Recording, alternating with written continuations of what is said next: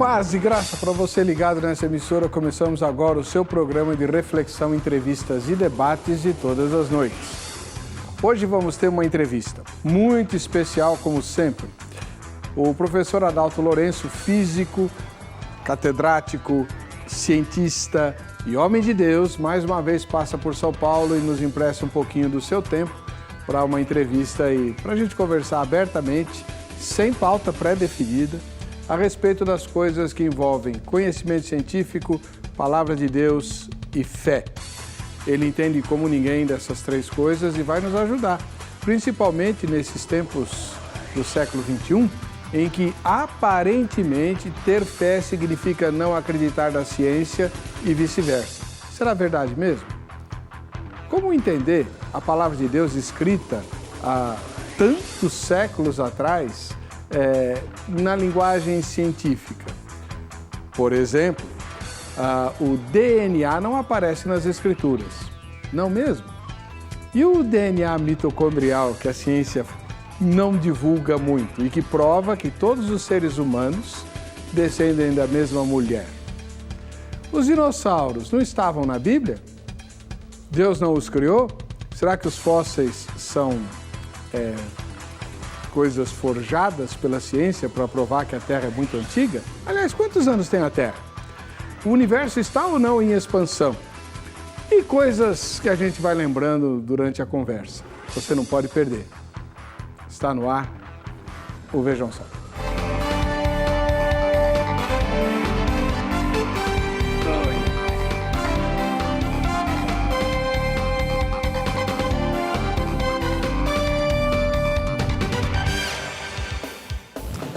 Olá, é com grande alegria que começamos em nome da Academia Teológica da Graça de Deus. Agrade mais essa edição do programa Vejam Só.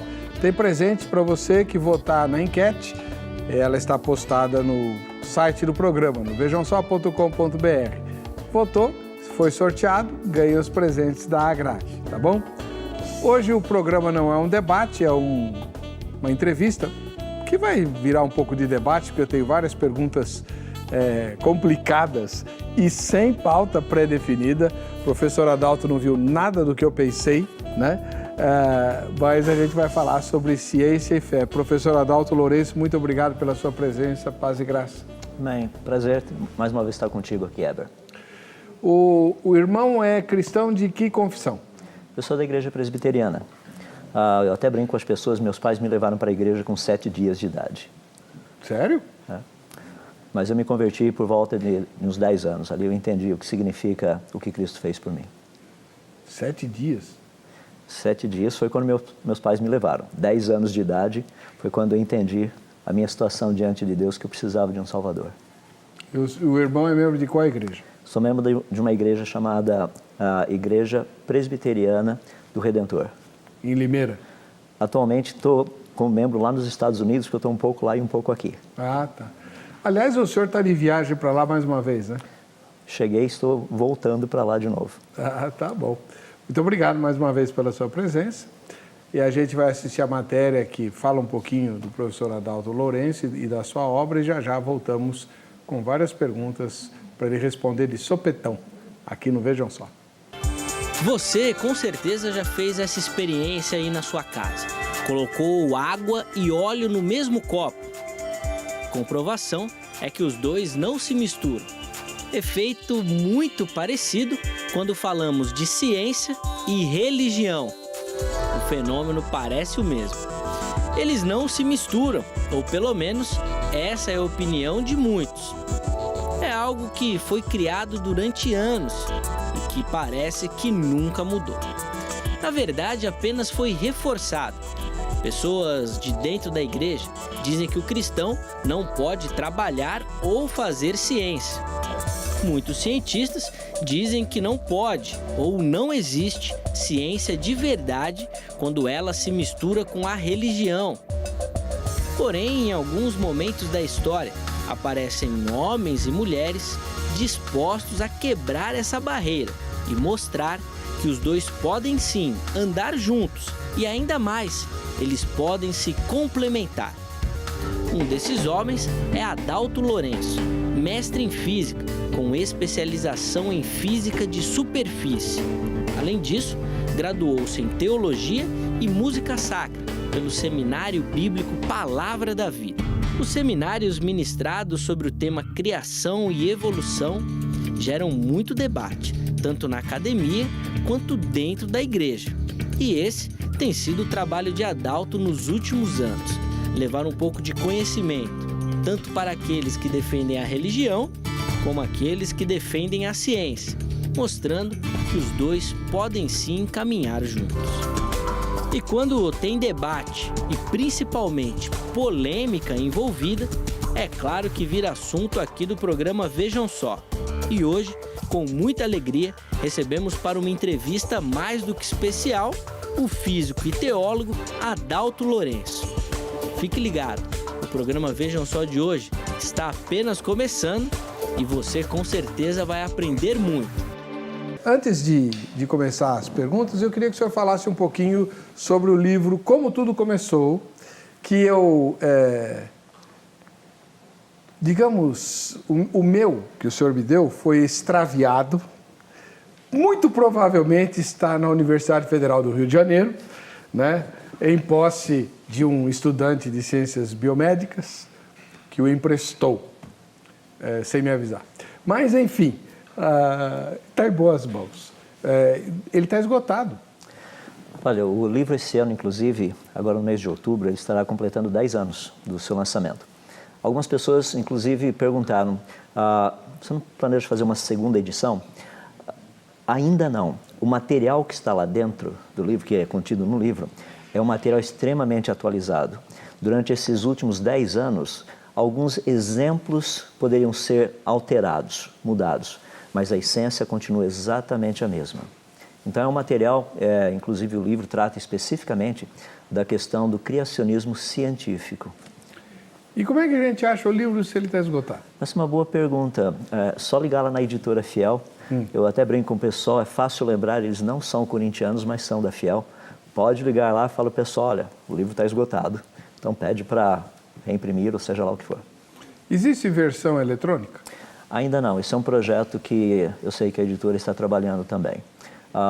Eu estou trabalhando em alguns livros, são livretes, justamente para esse projeto do e-book. O primeiro, inclusive, já se encontra no site da Amazon.com.br. É um livro intitulado 10 mitos sobre o criacionismo. São 10 áreas específicas que pessoas falam, o criacionismo é isso. Não é verdade. O criacionismo não aceita aquilo. Não é verdade. Então, são as 10 áreas que as pessoas mais falam que o criacionismo ou ele não é, ou ele aceita, ou ele não aceita, que não são verdadeiras. Eu coloquei nesse livrete, 10 mitos sobre o criacionismo. Uma das perguntas que sempre emerge quando o senhor vem é a comparação entre criacionismo e a teoria do design inteligente. Aliás, o Dr. Eberlin esteve aqui recentemente falando sobre o design inteligente. Tem alguma diferença aguda entre as duas? Basicamente não. Vou tentar ilustrar da seguinte forma. Imagine um círculo. Dentro desse círculo que eu estou montando aqui dentro estão todas as propostas do criacionismo científico, todas elas. Uma das propostas que o criacionismo científico tem é exatamente a proposta do design inteligente também. Então, o design inteligente seria um círculo menor dentro desse círculo maior que é o criacionismo científico. Então, na teoria dos conjuntos que a gente aprendia na matemática, ele está inserido no conjunto do criacionismo. Correto. Perfeitamente. Uma das coisas que tem chamado muita atenção, professor Adalto, inclusive nós aqui nessa emissora fizemos aí uma exibição de uma entrevista do senhor, um pedaço da entrevista do senhor, a respeito do DNA mitocondrial. E isso a gente não vê a ciência falar, ninguém alardeia, mas é um fato científico. O que é o DNA mitocondrial e como foi que ele surgiu na história da ciência? O DNA mitocondrial faz parte de um material genético que todos nós, seres humanos, temos. Eu vou limitar apenas aos seres humanos. Tá? A questão que é muito específica sobre ele é que é uma informação genética que é passada de uma geração para outra apenas pelo lado feminino. Eu tenho 3 filhas. As minhas 3 filhas possuem o material genético, o DNA mitocondrial, da minha esposa. Elas não possuem o meu. porque o meu, por ser homem, não é repassado. Na década de 80, uma pesquisadora, a doutora Rebecca Ellican, ela fez um trabalho espetacular. Ela pegou praticamente quase 150 amostras de DNA mitocondrial de pessoas do mundo todo. Aborígenes da Austrália, pigmeus na África, esquimós, índios aqui da América do Sul. Ou seja, um trabalho fascinante de amostras. E ela começou a comparar o DNA mitocondrial dessas amostras. A conclusão que ela chegou foi totalmente inesperada. A conclusão foi que essas pessoas, independente de qual grupo elas pertençam ou tenham pertencido, teriam vindo de uma única e mesma mulher. Tanto é que o estudo hoje é conhecido como EVA mitocondrial. O fascinante disso é que eu não posso chegar e dizer assim, está vendo, olha, isso daí está provando a Bíblia. Mas o que a ciência chegou à conclusão que é exatamente aquilo que a Bíblia tem dito o tempo todo, que todos os seres humanos vieram de uma única e mesma mulher. Isso é década de 80. Então, tem 30 e poucos anos. Correto. Essa descoberta. Não seria, assim... Por que a gente não vê os jornais falando bastante disso, noticiando? Até brinquei com o senhor na outra entrevista, né? A cientista publicou no boletim da igreja. Atualmente está quase essa situação. As pessoas dizem que os criacionistas não publicam. Não é que nós não queiramos publicar. É que o material que nós temos a oferecer é contrário ao status quo que a ciência possui hoje, ou seja, o posicionamento científico. Deixa eu dar um exemplo bem simples. Água. Nós tomamos água o tempo todo. Pergunta, de onde veio toda a água que tem no planeta Terra? Até pouco tempo atrás diziam, a água que tem no planeta Terra veio dos cometas. É bem interessante porque tem uma sonda espacial que fez uma pesquisa específica num cometa e foi uma sonda, a sonda Rosetta. O trabalho foi espetacular porque foi possível comparar o tipo de água que está no cometa com o tipo de água que está na Terra. Deixa eu ilustrar. Hidrogênio possui um próton e um elétron. Tem um outro elemento químico que nós chamamos de deutério, que é apenas um hidrogênio que tem um próton e um nêutron e um elétron. É o tal pesado. Forma a chamada água pesada. A proporção de H2O, e o deutério é D, letra D. A proporção de H2O, D2O da água do planeta Terra não é a proporção de H2O, D2O que nós temos nos cometas. Em outras palavras, a água do planeta Terra não teria vindo dos cometas. Ninguém falou disso. Ninguém falou mesmo. E a lista do que não foi dito cresce a cada dia. A sonda pousou no cometa, fizeram um estardalhaço danado, claro, um grande feito, imagina, uma sonda pousar no cometa, espetacular. Mas isso eu não sabia que tinha acontecido, não. Entre muitas outras que nós temos visto. Aqueles que estão me ouvindo e gostam da parte da ciência, tem um negócio que é fascinante. Se você olhar para as publicações científicas desses 25 anos, uma das palavras mais comuns que você encontra nessas publicações é inesperado ou fascinante, no sentido de nós não esperávamos isso. A minha pergunta é uma pergunta bem simples. Se o modelo está correto, por que nós não encontramos aquilo que o modelo diz que iria ser encontrado? Por que é fascinante, é inesperado, surpreendente? São as palavras mais comuns que você encontra nas publicações científicas. Pois é. Então, significa que o modelo naturalista que está sendo utilizado não está correto. Vamos lá. A gente já vai continuar a entrevista, mas eu quero que você também participe votando na enquete, né? Você vai para a página do programa, é o vejamsó.com.br, e vai encontrar uma pergunta. É uma pesquisa que nós estamos fazendo. Vamos lá. Você acredita na literalidade das Escrituras sobre a criação? Pergunta quer dizer o seguinte, aquilo que a Bíblia diz a respeito da criação, lá Gênesis capítulo 1, capítulo 2, você acredita na literalidade daquilo? Primeira resposta, sim, foi exatamente da forma descrita no Gênesis. Segunda, não, mas foi Deus quem criou todas as coisas. Não acredito, assim, na forma literal da Bíblia, mas sei que foi Deus que criou. Terceira resposta, não, pois o evolucionismo parece mais coerente. E a última resposta, não sei ou nenhuma das anteriores. Vote na enquete, na nossa pesquisa de opinião, e você se habilita para ganhar o presente da Academia Teológica da Graça de Deus Agrade. Hoje vai ser um presente duplo. A gente não tem o livro do professor Adalto Lourenço para dar, né? Mas então a gente vai dar, um CD com as poesias do pastor Celso Gioia, né? Excelente para quem está acamado, hospitalizado, ou então para ouvir passando roupa, enfim, a pessoa que não tem condição, por exemplo, de ir à igreja, né? Ela vai, ou de ler a Bíblia, ela vai ouvir poemas, todos eles inspirados nas Sagradas Escrituras, tá bom? E vai junto a edição comemorativa da Sociedade Bíblica do Brasil pelos 500 anos da Reforma Protestante. A mesma pessoa vai ganhar os dois presentes, a Bíblia Sagrada da SBB, celebrando os 500 anos da Reforma, e o CD do pastor Celso Gioia. Combinado? Esse é o presente da Academia Teológica da Graça de Deus para quem for sorteado na enquete. Por isso você tem que votar todo dia. Vai lá no site, vota na enquete, você está sempre concorrendo. E é o presente da Agrade. Aliás, na outra semana começam as aulas da Agrade. Você já sabe o que você vai fazer no segundo semestre?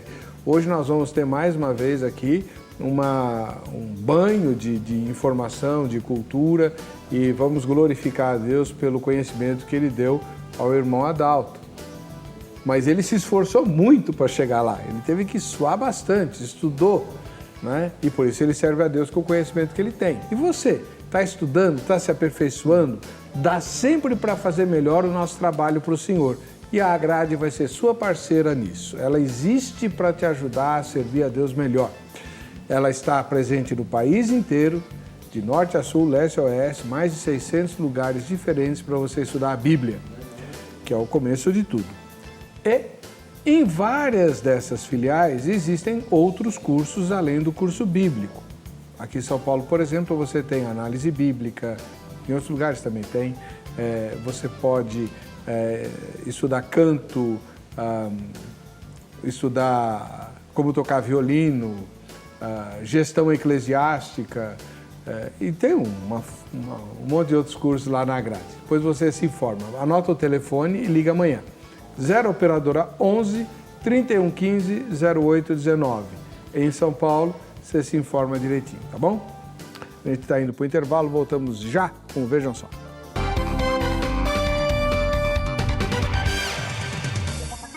Muito bem, estamos de volta com o programa Vejam Só. Hoje uma entrevista com o professor Adalto Lourenço. Sua área de atuação é física? Física, trabalho na área de física de superfície, mais especificamente entre trocas de energia entre superfícies metálicas e gases. E aplicações vão desde áreas de anticorrosão, sistemas de trocas de energia, por exemplo, asas de avião, paredes de satélite, esse tipo de coisa. Esse tipo de coisa, tá bom. Mas o senhor, bom, a física é uma coisa engraçada, né? Porque mesmo o cientista físico, ele tem que dar respostas sobre a origem e o destino do universo. Como é que vocês fazem? Aqueles cálculos malucos lá do Einstein, que a gente vê em filme, como esse aliás, um filme muito legal sobre três matemáticas que trabalharam para a NASA, né? São histórias baseadas em fatos reais e tal. Aquilo tudo, assim, dá para a gente entender? Dá. Tem algo que é fascinante quando nós estudamos a natureza, duas coisas fascinantes específicas. Uma são os processos naturais que nós encontramos na natureza. Por exemplo, chuva, arco-íris, crescimento de uma planta, transpiração, erosão, corrosão, esses são processos naturais. Citei só alguns, tem um monte deles aí. E a outra são as leis da natureza. As leis que regem, fazem com que esses processos naturais funcionem. Então, ao conhecermos esses processos naturais e as leis da natureza, a ciência tem condição de afirmar claramente se algo teria sido criado ou se algo teria surgido espontaneamente. Daí a razão do porquê nós podemos olhar para o passado e dizer se foi criado ou se teria surgido espontaneamente. Essas são duas áreas assim, fascinantes de pesquisa, porque muitas pessoas falam assim, mas talvez tenham muitos processos naturais que ainda não sejam conhecidos. É possível. mas a grande maioria, eu posso afirmar que nós já conhecemos. Estão bem definidos. Pois é. O Dr. Eberlin, ele, na entrevista que ele teve conosco, ele disse que a ciência hoje, desde o iluminismo, tornou-se cada vez mais reducionista, reduzindo tudo a matéria, tempo e espaço. Correto. Eu acho que é isso, né? Porque matéria e energia é a mesma coisa. Correto. Então, a matéria, tempo e espaço. O senhor acredita nisso? Olha, deixa eu colocar da seguinte forma, mostrando como não é só isso. As leis da natureza, por exemplo, elas não mudam. Portanto, uma das características delas é serem eternas. As leis da natureza, eu não consigo pegá-las. Eu não consigo pegar, por exemplo, gravidade e segurar aqui e falar, está aqui a gravidade. Então, elas são transcendentes. E a lista vai. Todas as características que nós encontramos das leis da natureza, você encontra também no Deus das Escrituras. Porque Ele é o autor das leis. E Ele colocou nas leis algumas das suas características. Que interessante. Nunca tinha ouvido isso. Não somente isso, as pessoas vivem perguntando, falando assim, mas todas as religiões por aí dizem que o Deus delas é que teria criado o universo, a vida e tudo mais. Eu falo, isso não é possível. Porque é muito fácil provar quem é o Criador. Por exemplo, vamos analisar a natureza de uma forma geral, tá? Tempo, passado, presente e futuro, 3 em 1. Espaço, largura, altura, profundidade, 3 em 1. Base da matéria, que são os átomos, prótons, nêutrons e elétrons, 3 em 1. Base dos prótons e dos nêutrons, 3 quarks em cada um deles. Estados básicos da matéria, sólido, líquido e gasoso. Quem estuda música tem melodia, harmonia e ritmo. Você encontra 3 em 1 em todo lugar. De onde vem a ideia de 3 em 1? Credo, doutor, está me assustando. Não é fascinante? Porque o Deus das Escrituras, o Criador verdadeiro, deixou a sua assinatura na criação. A criação é 3 em 1, assim como Ele é 3 em 1. Não tem como escapar. Isso é forte. Agora, doutor, por que a linguagem do Gênesis é assim tão mitológica? Ou não é? Não, ela não é. Deus tem uma maneira muito bonita de contar a história, para que qualquer pessoa possa entender. Por exemplo, a Bíblia nos informa que Adão foi feito do pó da terra. A palavra pó que está ali significa a menor partícula, tá? Bem pequenininho. Nós poderíamos usar qual palavra hoje para descrever pó da terra? Cientificamente, eu falaria dos átomos do solo. O que é fascinante porque dos quase 60 átomos, tipos diferentes de elementos químicos que nós temos no nosso corpo, são encontrados no solo, e ouça bem, do planeta Terra. A Lua não tem esses elementos químicos para produzir seres humanos, Marte não tem, Vênus não tem. Até onde nós pesquisamos no Sistema Solar, o único lugar que você encontra pó da Terra, ou pó para fazer ser humano, é aqui nesse planeta. Espera lá, como é que é o negócio? Significa que o solo terrestre forneceu os elementos químicos que constituem o nosso corpo e que outros corpos celestes do nosso sistema solar, o solo desses corpos não tem esses elementos? Não, eles não têm essa variedade. É só o planeta Terra. Mas a Lua não saiu da Terra por causa do choque de um sei lá eu o quê? Essa é uma teoria bem interessante, mas a órbita da Lua é extremamente circular em volta da Terra. Até mesmo usando a idade deles, de 4,5 bilhões de anos, não teria dado tempo para essa órbita estar circular como ela está. Então não foi assim? Não, acho que não. É só fazer as continhas. Continhas. Então, aí, doutor, a gente entra numa questão complicada.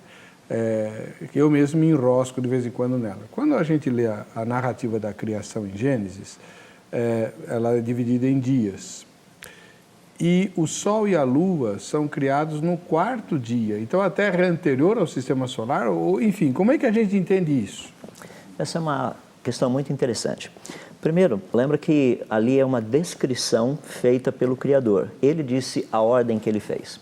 Muitas pessoas chegam para mim e falam assim, isso não faz sentido, porque Deus criou as plantas no 3º dia.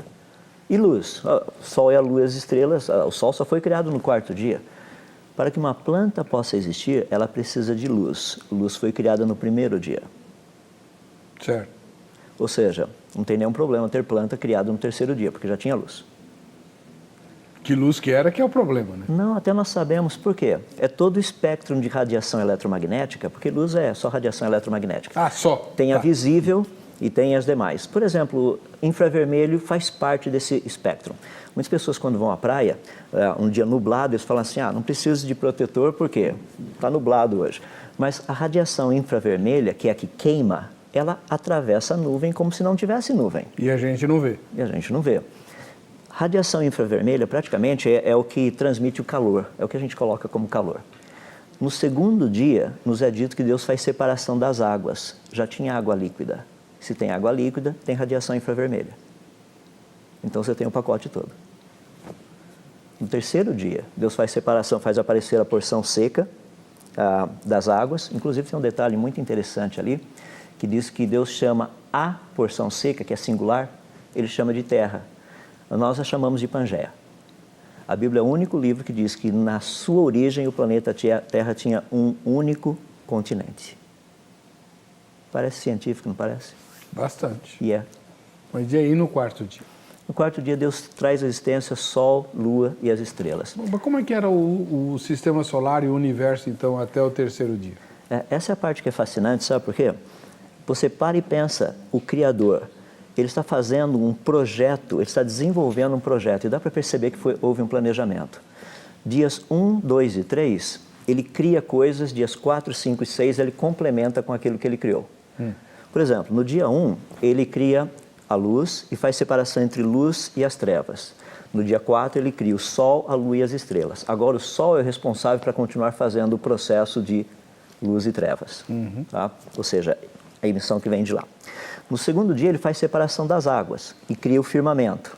No dia 5, ele cria os animais que voam para o firmamento e os animais que vivem nas águas, do jeitinho que estava lá no dia 2, firmamento e águas. No dia 3, ele faz aparecer a porção seca e cria a relva. No dia 6, ele cria os animais terrestres e os seres humanos. Ou seja, você percebe que seria quase que como uma linha de montagem. Há uma necessidade para que, se tem animais terrestres, você precisaria ter primeiro um local para eles estarem, ou seja, terra seca. Para que eles se alimentassem, você precisaria de relvas. Para que as relvas existissem, você precisaria de luz, lá no primeiro dia. Então, dá para perceber uma sequência, e essa sequência é muito bonita. É uma sequência que mostra o mais eficiente possível.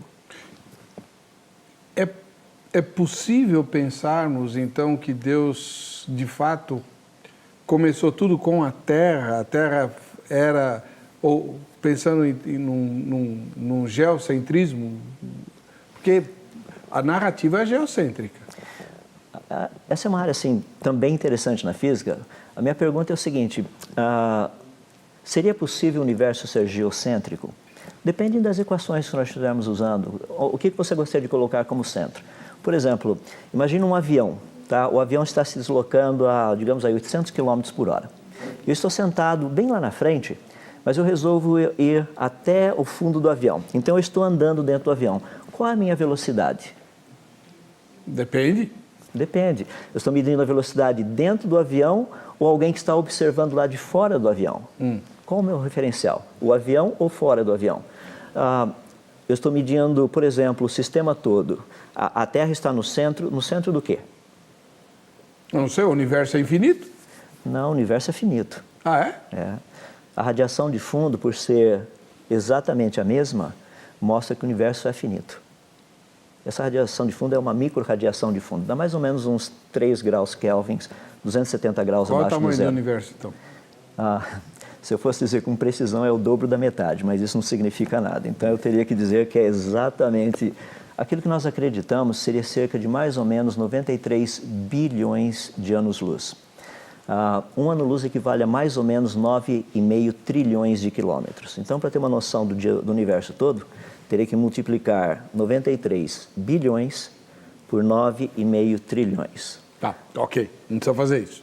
Não, mas deixa eu só falar o que seria interessante, só rapidinho. Se você quiser fazer a conta, faça. Agora, o que me fascina do Deus da Bíblia, que é o Deus que eu creio, que chamo de meu Pai, é que Ele literalmente mediu os céus a palmos. Tem nome para o número que dá a conta? Um montão. Isso é um bom número. Tá bom.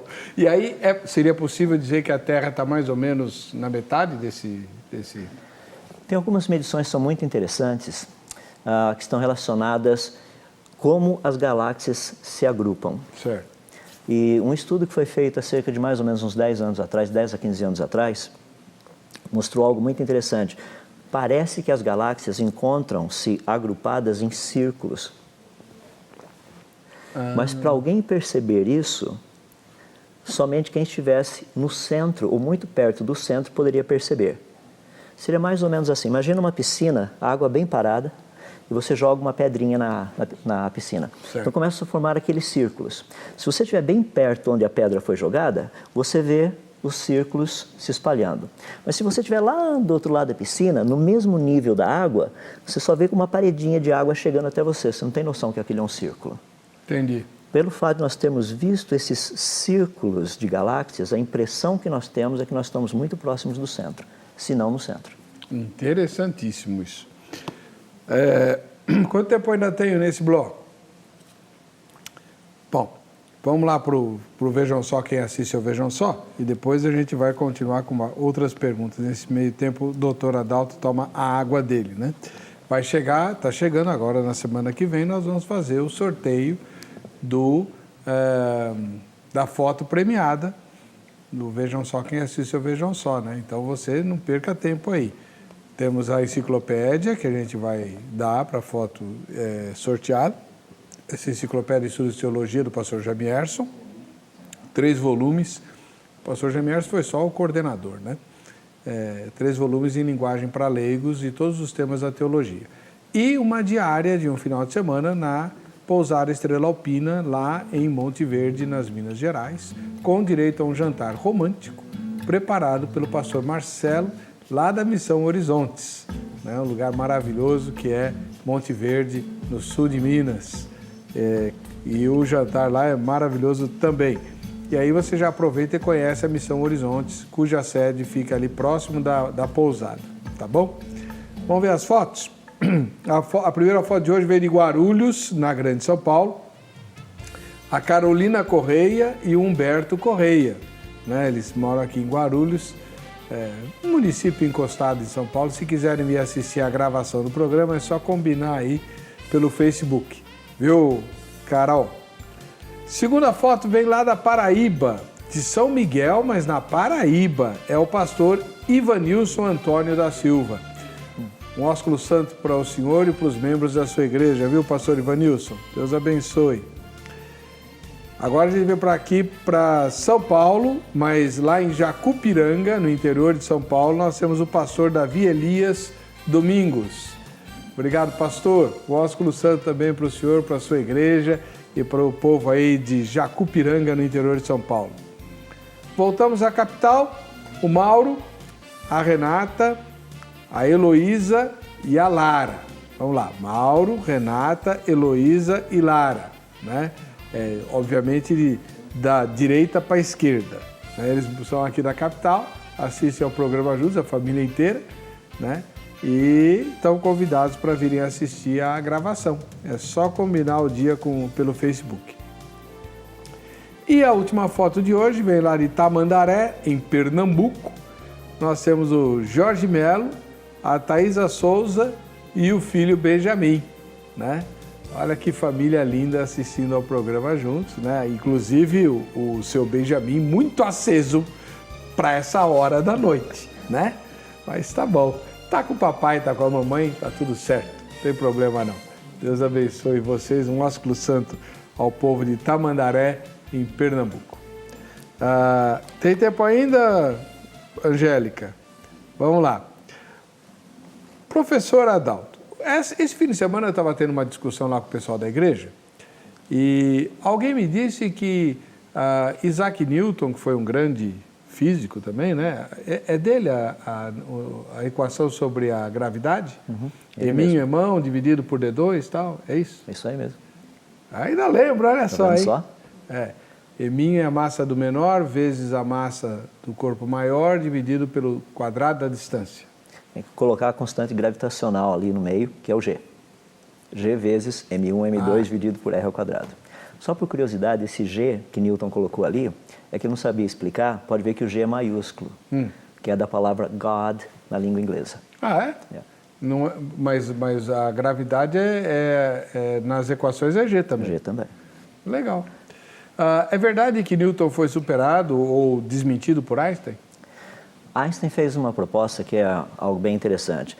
A proposta de Newton, ela funciona muito bem para aquilo que nós chamamos da física clássica, ou seja, para corpos grandes, para coisas grandes.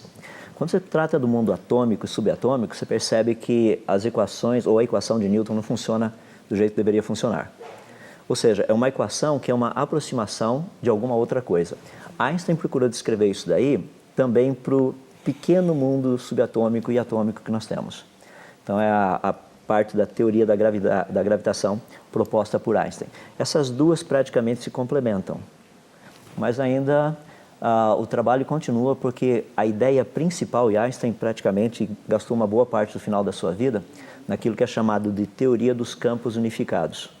É tentar juntar gravidade com eletricidade e magnetismo. Por quê? São coisas diferentes? Claro que são coisas diferentes, eu sei. Mas por que campos diferentes? Só curioso também que são três, gravidade, magnetismo e eletricidade. Só por curiosidade. São áreas, por exemplo, o trabalho feito por Maxwell, James Clerk Maxwell, ele conseguiu juntar eletricidade e magnetismo. Então, nós temos as 4 equações de Maxwell. Mas o magnetismo não é decorrência da eletricidade? E eletricidade também é decorrente de magnetismo. Os dois trabalham juntos. É por isso que a gente, nesse caso, você tem o campo da eletricidade, o campo da gravidade. Esses dois campos foram unificados através do trabalho de um cristão, por se falar nisso. Maxwell era um cristão, um homem muito devoto a Deus e às Escrituras. Ele conseguiu unificar. Ninguém conseguiu unificar ainda essas duas, que agora já estão juntas, com gravidade. Esse é o trabalho que muita gente tem trabalhado por Professor, dá para explicar o que é gravidade?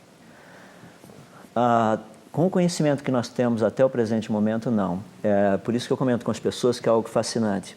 Muitas pessoas falam assim, mas o que é gravidade? Na verdade, nós não sabemos. Nós sabemos como ela funciona. Nós vemos a reação dela. Pessoas chegam para mim, eu uso esse exemplo de uma forma muito prática, eles falam assim, mas quando você fala a respeito de Deus, fala assim, vamos comparar Deus e gravidade. O G de God. Quando você pensa em gravidade, você vê a gravidade? Não. Não. Você pega a gravidade? Também não. Mas é possível senti-la? É impossível deixar de sentir. Não é interessante? Agora, indo um pouquinho adiante, a gravidade é a força de atração, certo? Pelo menos é um modelo que nós temos. Isso, a força de atração entre dois corpos. Está na razão direta do produto das massas pelo quadrado da distância. Muito bem. Ok. Esses corpos se atraem porque eles são metálicos ou por que eles se atraem? Se você puder responder essa pergunta, eu também, a gente recebe um prêmio Nobel. Ninguém sabe. Nós sabemos que eles se atraem. O porquê eles se atraem ainda continua sendo uma incógnita. O que faz com que massa, e não precisa ser metálico, não precisa ser magnético, não precisa ser elétrico, nada. Porque Júpiter é gasoso e tem gravidade? Correto. O Sol é uma bola de gás praticamente. Tem gravidade, uma gravidade gigantesca, inclusive capaz de manter todos os planetas girando em volta dele. Então, gravidade é alguma coisa muito interessante. Até agora, ninguém conseguiu exatamente saber o que é. Tem várias propostas, mas à medida que a pesquisa avança, aquilo que tem sido colocado como gravidade... E os astros giram por causa da gravidade? Essa é a razão da coisa. Muito bem bolado por falar nisso, né? Eu acho que Deus foi muito sábio em criar um sistema tão específico como esse. Imagina se não houvesse gravidade, nós aqui no planeta Terra. Imagina assistir um jogo de futebol, cada vez que o cidadão chuta a bola entra em órbita. Quer dizer, não entra em órbita, ela vai embora para o espaço. Ou seja, gravidade é algo fascinante. E ela atua em todos os lugares do universo. É por isso que nós conseguimos olhar, inclusive, galáxias muito distantes e vermos, inclusive, o que está atrás delas. Porque quando nós temos muita massa, ou seja, um campo gravitacional muito grande, várias galáxias juntas, muita matéria ali, essa matéria toda junto funciona como se fosse uma lente. Então, essa que é a tal da lente gravitacional? Lente gravitacional. Então você consegue ver o que está lá atrás. Porque ela passa por ali, ser mais ou menos, aqui está a lente, eu estou desse lado observando. Certo.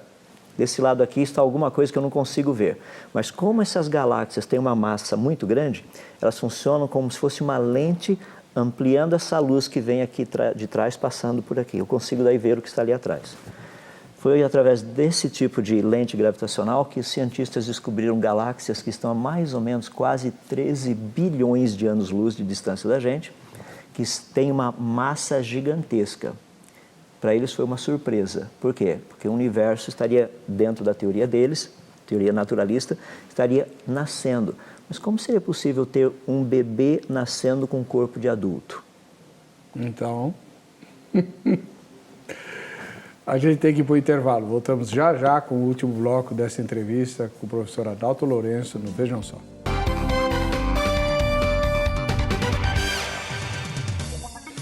O Vejam Só de hoje é uma entrevista especial com o professor Adalto Lourenço, que é físico, cientista e cristão. E ele está respondendo de sopetão, não combinamos nada, não passei para ele as perguntas, que aliás várias delas eu estou pensando agora. Né? E está sendo bastante surpreendente. Professor Adalto Lourenço, uma das críticas mais comuns que, não precisa nem ser cientista, pessoas mais esclarecidas um pouquinho, fazem a narrativa da Bíblia, do livro de Gênesis, é em relação ao dilúvio. De onde veio toda aquela água lá? O senhor falou no bloco anterior sobre a água do planeta Terra e provou que a água do planeta Terra só é do planeta Terra, a água dos cometas é diferente, e isso é bem interessante. Mas de onde veio a água do dilúvio? O dilúvio é um mito ou é um fato que a ciência pode provar? E se pode, ele é global ou localizado? Essa é uma pergunta também muito interessante. Olha só. Existem cerca de 250 relatos espalhados pelo mundo todo. Os aborígenes da Austrália têm, vários grupos na África, inclusive os pigmeus possuem. Ou seja, 250 grupos espalhados pelo planeta todo têm o seguinte relato, se nós pudermos resumir nos elementos principais.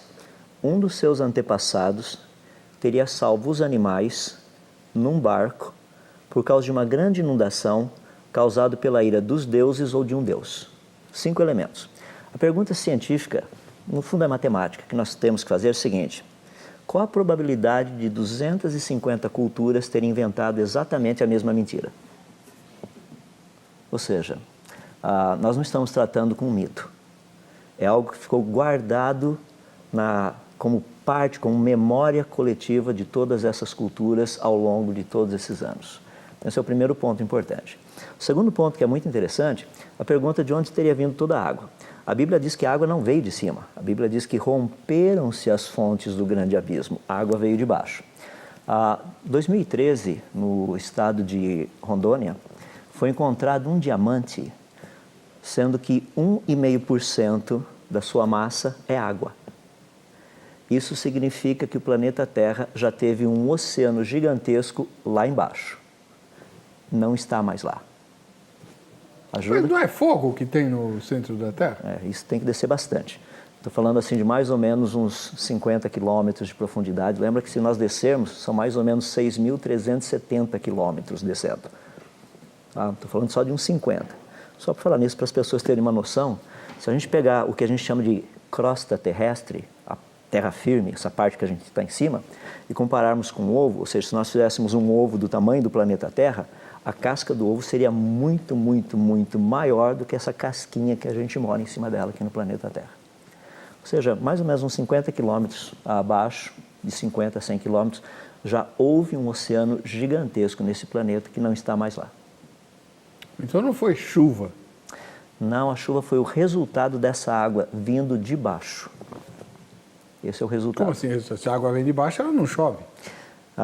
Lembra que ela está sob pressão. Teria que haver uma rachadura para essa água sair lá de baixo. Ela jorrou. Ela jorrou. Isso caía como abundante chuva. Que é mais ou menos não, é a descrição que nós temos lá. Então, a física e a mecânica do dilúvio, examinando o que nós temos no planeta Terra, tanto na geologia do planeta e tudo mais. E isso que causou a divisão dos continentes? Sem dúvida. Tem que ter uma rachadura, tá, para essa água sair lá de baixo. Já percebeu que dá para encaixar a América do Sul com a África? Isso tem a ver com as tais placas tectônicas? Sim. É o movimento delas. Hoje, as tectônicas estão mais ou menos assim. Se você pegar a América do Sul e a África, a distância é mais ou menos de 3.000 quilômetros e a velocidade de afastamento é de mais ou menos 2 centímetros por ano, que é quase a velocidade que a nossa unha cresce por ano. Tá? Se você fizer uma continha rápida, você vai perceber que para afastar 3.000 quilômetros a 2 centímetros por ano, demoraria 150 milhões de anos. E as pessoas falam, mas a Bíblia está falando de uma cronologia, aí, um dilúvio de mais ou menos uns 4.500 anos atrás, ou seja, teria demorado 150 milhões de anos. Espera, 150 milhões de anos se a velocidade de afastamento for constante. Quem garante que foi constante? Pelo que tudo indica, não foi constante. Eu coloco de uma forma bem simples. Na física, a gente resolve coisas de uma forma bem básica, bem natural. Um carro viajando a 2 centímetros por ano, se bater num poste, ele não vai amassar. Sim. Olha as cordilheiras de montanhas, que são esses amassados que a gente tem na face do planeta. Não pode ter sido a 2 centímetros por ano. Foi um cataclisma. Foi um cataclisma. Foi muito mais rápido no passado. Hoje não é tanto quanto já teria sido no passado. Como teria sido o processo, doutor? Se você tem água na parte de baixo dessa crosta terrestre e essa água está saindo, você tem os processos de aquaplanagem ou hidroplanagem. Certo. Ou seja, você tem rocha em cima de água. Como é que funciona? Você pegar uma pedrinha, vai lá no lago e joga a pedrinha, ela sai batendo na água e sai pulando. Se você está um dia dirigindo o seu carro na estrada e está chovendo muito e você vira bruscamente e o seu pneu talvez se não tiver uma boa aderência, o seu carro vai aquaplanar, vai escorregar em cima do asfalto. Mesmo processo. Então, se você tem água aqui embaixo, uma ruptura, você tem que ter essas placas se movimentando. Movimento mais rápido porque tem água embaixo. E essa água secou? Essa água deve ter chegado até a superfície do planeta. Não pode ter sido muito, mas o suficiente para inundar o planeta todo. Com o movimento das tectônicas, você começa a ter compressão e elevação. Em outras palavras, se você pegar a área do que teria sido a Pangeia no passado e somar com a área de todos os continentes hoje, você vai perceber que a somatória das áreas dos continentes hoje teria sido menor do que a área da Pangeia. O que significa? Essa área foi compressa, comprimida e elevada. Então nós temos cadeias de montanhas e outras coisas. E é possível dizer, por exemplo, que o deserto do Saara já foi um oceano? Sim, porque nós já encontramos até fósseis de baleia lá. Fóssil de baleia no deserto? Se você pegar na China, a mesma coisa. Tem um deserto gigantesco lá na China. E como é que você explica isso? Onde é que está o oceano que estava lá? É só inundar o planeta. Se você inundar um planeta, você tem um planeta todo embaixo d'água. Não é interessante que dá para a gente fazer algo assim bem simples em laboratório? Que é o seguinte, nós estudamos aquilo que se chama densidade. Se eu pegar uma bola de isopor de 10 centímetros de diâmetro e uma bola de chumbo de 10 centímetros de diâmetro, a bola de chumbo é muito mais pesada do que a bola de isopor. Por quê? Isso é diferença de densidade. Diferença de densidade. Qual seria a densidade de um peixe dentro d'água? A densidade da água, praticamente. Porque se for muito maior, ele afunda, se for menor, ele só fica boiando.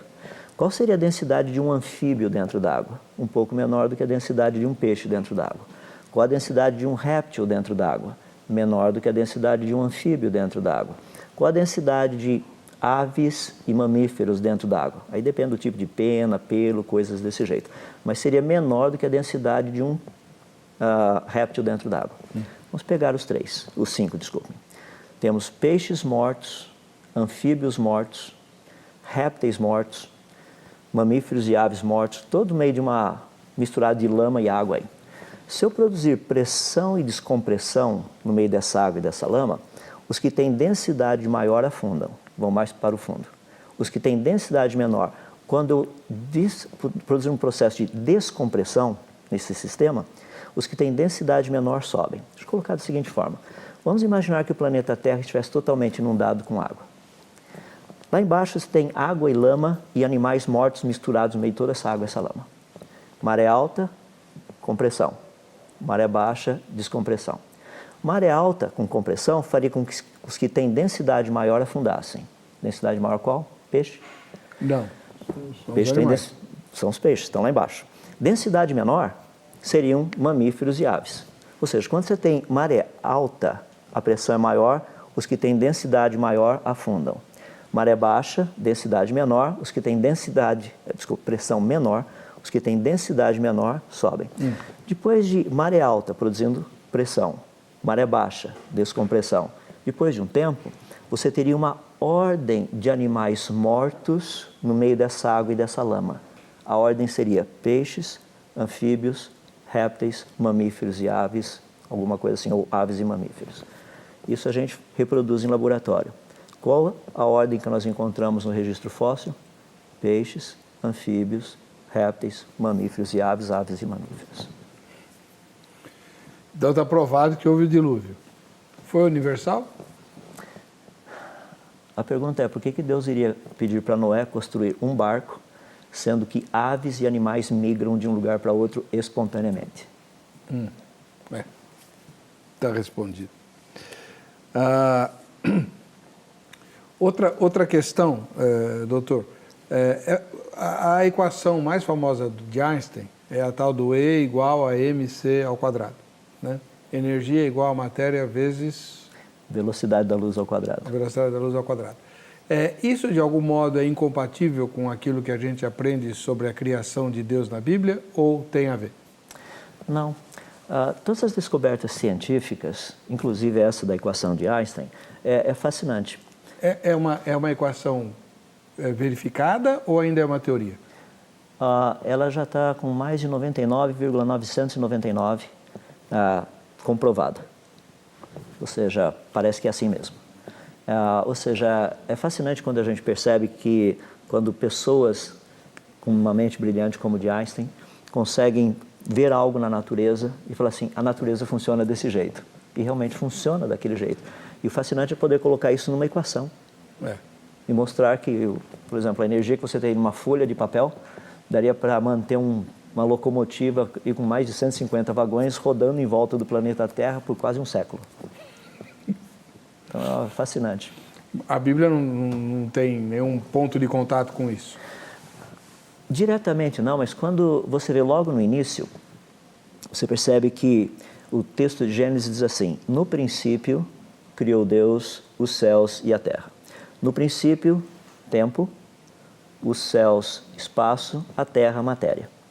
Então você tem espaço, tempo e matéria, que são os três fundamentais para a ciência poder trabalhar. O que Einstein nos ajudou é como trabalhar essa questão de matéria e energia e matéria.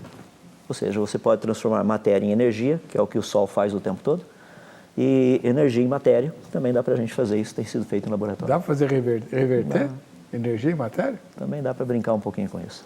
Tá bom. Agora, por falar em energia e matéria, uns 4 anos atrás, mais ou menos, na escola dominical, a gente estava estudando sobre a criação e tudo, e eu fui pesquisar alguns textos mais contemporâneos, e alguns cientistas estavam dizendo que, embora o nosso conhecimento a respeito do cosmos seja muito maior do que todas as gerações antigas, a maior parte dele a gente não sabe o que é e não consegue explicar. Eles chamam isso de energia escura e de matéria escura. O que é isso? Essas são duas áreas atuais de pesquisa muito interessantes. E aí tem alguns questionamentos e tem alguns paradigmas também dentro desse contexto. O universo, segundo os naturalistas, tem 13,8 bilhões de anos. O problema é que em 13,8 bilhões de anos, depois, o universo não era para estar como ele está agora. Porque o universo tem uma aparência de coisas que funcionam muito bem. A entropia diz que com o passar do tempo as coisas param de funcionar. Se ainda está funcionando depois de tanto tempo, tem que ter alguma coisa ali que fez o negócio funcionar por todo esse tempo. Deixa eu dar uma ilustração Então não simples. é uma explosão? O Big Bang de acordo com a teoria do Big Bang. Ou algo que seria como uma explosão. Deixa eu tentar ilustrar mais ou menos o que seria essa questão da matéria escura e fria. Imagina que eu chegasse ali, levasse você lá fora e mostrasse meu carro, falasse, Eber, dá uma olhadinha, olha os pneus do meu carro. Já andei 100 mil quilômetros com eles. Você olha e fala, rapaz, 100 mil quilômetros, tem até aquelas borrachinhas espetadas aqui, mas como que é possível isso? Aqui tem uma camada de matéria escura e fria em volta do meu pneu, que permitiu que eu rodasse tudo isso e ele parecesse novo ainda. Ah, então é uma desculpa. Nós não sabemos se isso daí realmente existe ou não. É por isso que a ciência tem que pesquisar todas as possibilidades, até nós chegarmos lá. Eu estava, inclusive, vendo um site da NASA há pouco tempo atrás, lendo um pouco de material lá. Na mesma semana saiu uma publicação científica, pessoal dizendo que haviam descoberto uma área onde haviam realmente muita matéria escura e fria. Logo depois, um outro artigo dizendo que não sabe se existe realmente matéria escura e fria. Então, é uma área aberta à pesquisa. Nós não podemos dizer que é uma desculpa, não existe, está aberta à pesquisa. Vamos ver se ela existe ou não. Mas aí...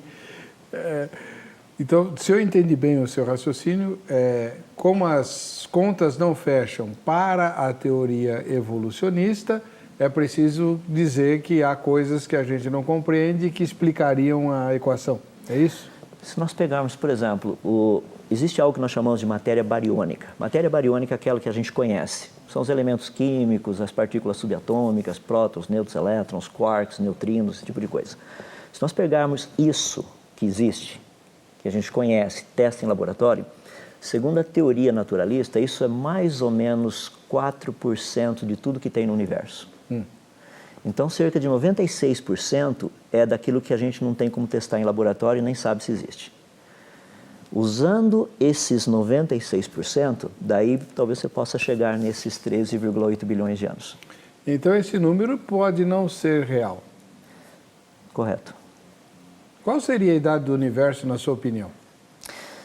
É uma área difícil nós dizermos pelo seguinte, para medir algo, você tem que ter certos parâmetros iniciais. Eu posso começar, por exemplo, se o universo fosse extremamente quente no início, vamos supor um valor absurdo, 10 elevado a 19 Kelvin, ou seja, o número 1 com mais 19 zeros depois. Tá? Quanto tempo teria demorado para ele esfriar e chegar aos 3 Kelvins que ele tem hoje? Ou seja, 270 graus abaixo de zero. Dá para fazer uma conta, você faz essa conta, você vai perceber que chega aí quase nos seus 13, 14 bilhões de anos. A pergunta é, e se o universo tivesse começado extremamente frio, quanto tempo teria demorado para ele aquecer só 3 kelvins? Usando as mesmas equações, alguns poucos milhares de anos você chegaria lá. E por que o universo tem que começar extremamente quente? Porque senão ele não evolui. Ah, mas se ele for criado pronto, ele não precisa evoluir? Correto. Aí entra um problema muito interessante, que são as leis da natureza. A segunda lei da termodinâmica é a lei da entropia. Essa lei nos diz que, deixando por conta própria, qualquer coisa naturalmente vai do organizado para o desorganizado. Essa roupa que eu estou usando, daqui 10 anos, ela não vai estar como ela está. O nosso sapato, o nosso carro, tudo. É normal, o universo funciona desse jeito, a natureza funciona desse jeito. Pergunta que nós temos é a seguinte, como o universo teria se organizado?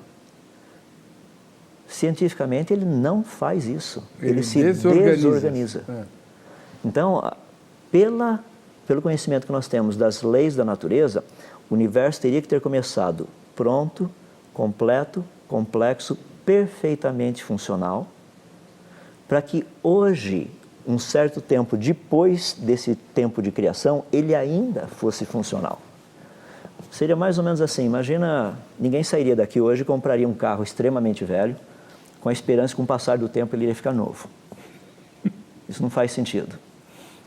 Mas por que um universo começaria totalmente desorganizado e com o passar do tempo ele ficaria organizado a tal ponto de produzir vida inteligente como nós temos no nosso planeta? É possível usar o Big Bang ou algo do Big Bang para explicar Gênesis? No princípio criou Deus, os céus e a terra. Haja luz, bum! Poderia ter esse boom ali, mas o Big Bang, como ele é proposto como teoria, é diferente do que a Bíblia nos ensina. É por isso que eu tenho procurado assim incentivar as pessoas a olhar a Bíblia como ela foi escrita. Deixa eu me colocar de uma forma bem simples. Por que por muitos anos, eu fui evolucionista teísta? Tá? Ou seja, eu acreditava que Deus tinha criado o mundo do jeito que a evolução diz. E eu saí desse evolucionismo para o criacionismo por questões científicas, não religiosas. Tá? O que foi interessante para mim, agora como um cristão, de novo, olhando todo esse contexto, só para esclarecer, eu já era cristão antes, tá? Antes dessa mudança. Mas o que foi para mim fascinante foi o seguinte, olha a simetria. Gênesis capítulo 1 fala da criação dos céus e da terra. Gênesis capítulo 2 fala da árvore da vida. Apocalipse 21 fala da criação dos novos céus e da nova terra. Apocalipse 22 fala da árvore da vida. Se os dois primeiros não são literais, por que eu deveria crer que os dois últimos serão? Isso é verdade. Percebe? Deus fez essa simetria para que eu entendesse. Se existe esperança que os últimos serão literais, os primeiros também. É que eu pergunto para tantas pessoas que são cristãs, chegam para mim e falam assim, mas por que Deus não poderia ter criado em milhões de anos? Eu falei, não estou dizendo que Ele não poderia. Eu estou dizendo que, da maneira que Ele escreveu, não foi assim. Por que a gente vai ficar parado lá esperando a criação de novos céus e nova terra? Deus fala, não, vai demorar uns bilhões de anos ainda. Tá, vocês aguentem mais um pouco, fiquem por aí, dá uma voltinha, voltem daqui a alguns bilhões de anos, a coisa vai estar pronta. Não faz sentido isso. Professor, o fato de haver vida inteligente pode ser explicado como obra do acaso na cabeça de qualquer pessoa? Essa é uma pergunta, Heber, que se nós olharmos só do ponto de vista biológico, a resposta seria não. Se nós olharmos do ponto de vista da informação, é uma gigantesca afirmação não. Porque os nossos pensamentos não são apenas o resultado de elétrons viajando para lá e para cá, ou átomos batendo, colidindo para lá e para cá. Nós sabemos que não é isso. Porque se esse fosse o caso, tudo que nós estamos falando ou pensando não teria valor nenhum, porque é só colisão de elétrons e tudo mais. Então não faz sentido. É isso que me intriga. Alguém que se dedica a estudar de maneira profunda as coisas que existem, chegar à conclusão de que isso tudo é obra do acaso mais o tempo, é uma teimosia muito grande não querer enxergar a verdade. É que no fundo, se você parar e pensar, toda proposta, seja ela científica, filosófica, no fundo, nós estamos procurando responder o seguinte, o que Deus disse é verdade ou não? Se nós partirmos do princípio que o que Deus disse não é verdade, nós temos que criar a nossa própria cosmovisão. Como as coisas teriam começado? Como que elas chegaram até aqui? Portanto, para o senhor, com tamanho conhecimento e profundidade, acreditar na literalidade da Bíblia é uma resposta inteligente? Totalmente, totalmente. A Bíblia faz afirmações científicas. Todas elas estão corretas. Por exemplo, livro de Jó, capítulo 26, verso 7. Deus estende o norte sobre o vazio e faz a terra pairar sobre o nada. Duas afirmações científicas. A terra paira sobre o nada? O planeta Terra? Claro, não tem uma coluna segurando, ou elefantes ou coisas desse jeito. Não. Como alguns povos no passado já imaginaram que havia um elefante em cima de outro elefante, em cima de todos esses elefantes estava o planeta Terra. Não, a Terra flutua. A primeira que é fascinante. Porque a primeira diz assim, que Deus estende o norte sobre o vazio. No nosso norte sideral foi descoberto no finalzinho da década de 90, comecinho dos anos 2000, um espaço vazio de mais de 1 bilhão de anos-luz. Segundo a teoria do Big Bang, não era para existir isso, mas está lá. Deus estende o norte sobre o vazio, está lá. Jó? Capítulo 26, verso 7. Infelizmente, doutor, o tempo acabou, a gente vai esperar a sua próxima visita. Todas elas muito surpreendentes, fascinantes e que remetem a nossa glorificação a Deus pelo conhecimento que Ele deu ao irmão e pela maneira muito humilde com que o irmão espalha esse conhecimento para glorificar a Deus e para atestar a veracidade das Escrituras. Que o Senhor o recompense. Amém. Muito obrigado mais uma vez. Que Deus continue abençoando o teu ministério aqui. Amém. Vamos ver quem ganhou o presente da grade. David Borges, de Várzea Alegre, lá no Ceará. A gente se encontra no próximo Vejam Só.